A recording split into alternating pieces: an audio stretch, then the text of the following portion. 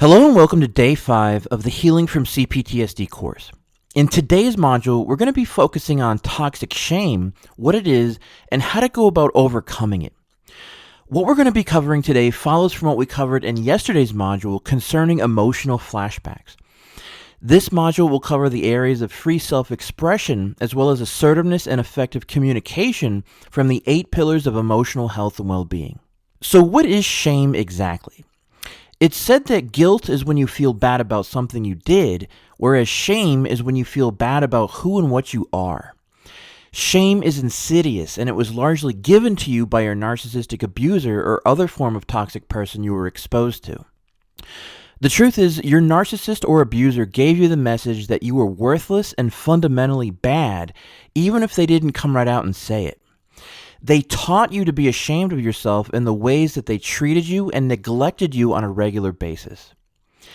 They taught you that you are a worthless nothing and that nothing you can do or not do will ever be good enough for them to treat you otherwise. As we know, this is a large part of what narcissistic abuse is like and what it does to a person. So we live our lives largely in a state of shame. We feel bad about who we are, even if it's on a subconscious level, and our self-worth, our self-esteem, and our self-confidence goes down the toilet. We may even want to hide because of the shame and so isolate ourselves from others. The other insidious part about the toxic shame that those with CPTSD struggle with is that if we are exposed in any way where we feel shame coming to the surface, it can also trigger an emotional flashback, or even more insidious, trigger a combination of an emotional flashback along with a shame attack.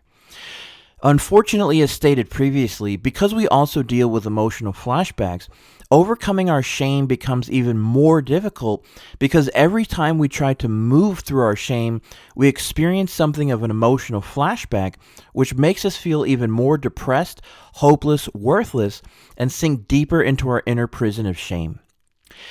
So we've got to first address our emotional flashbacks and learn to soothe them and regulate them before we take the journey of trying to move through our shame.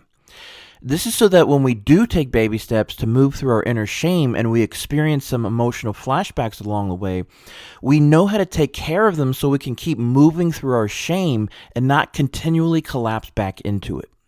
This is why we covered emotional flashbacks and learned how to recognize and soothe them in the last module. So what does shame feel like?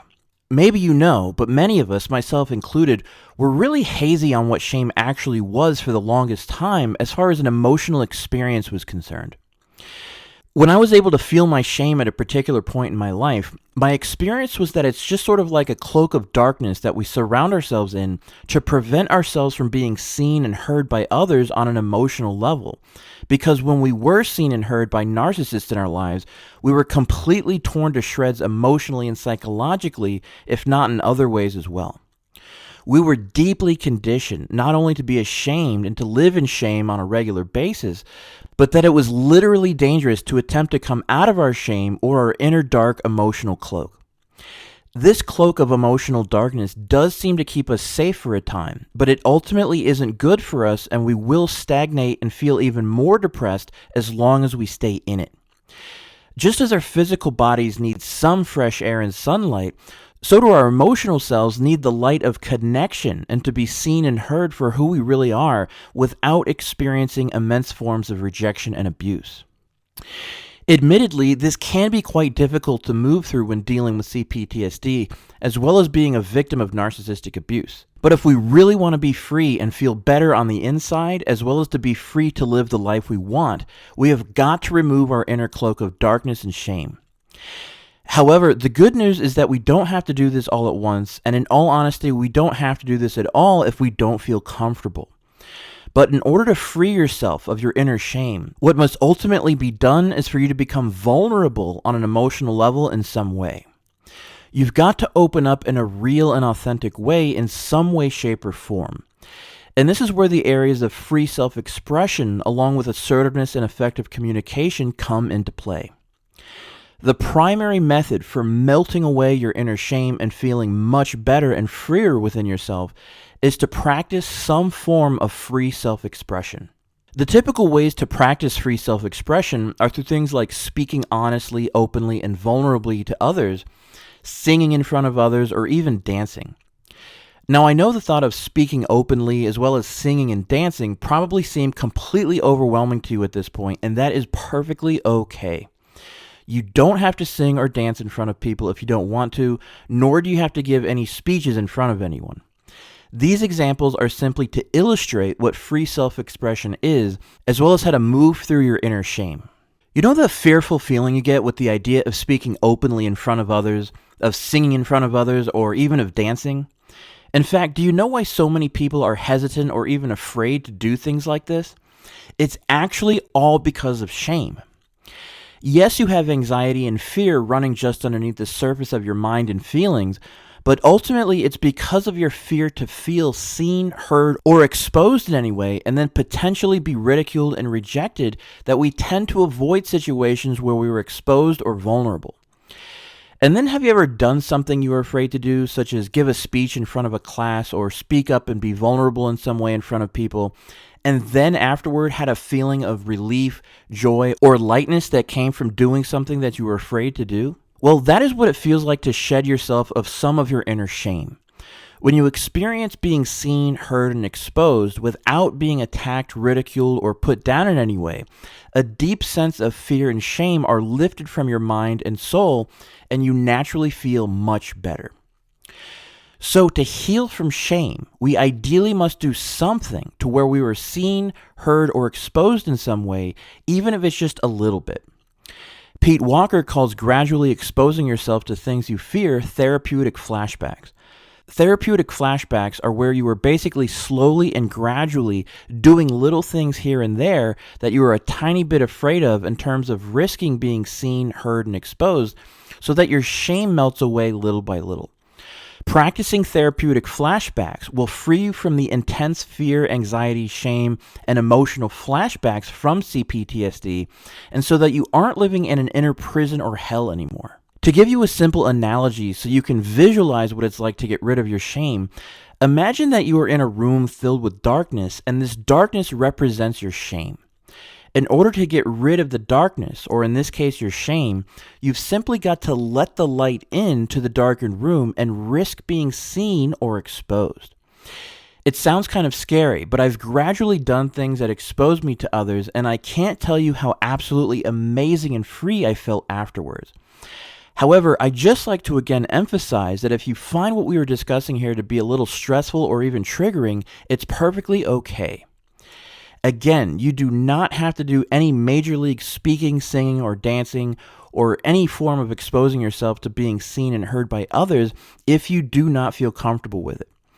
However, one way to practice vulnerability in a safe place that is easily accessible and cheap that I personally really like is by going to 12-step programs. If you are not familiar, 12-step programs are basically groups of people who gather all over the world in different places for different purposes, but are generally there to help people overcome some form of addiction.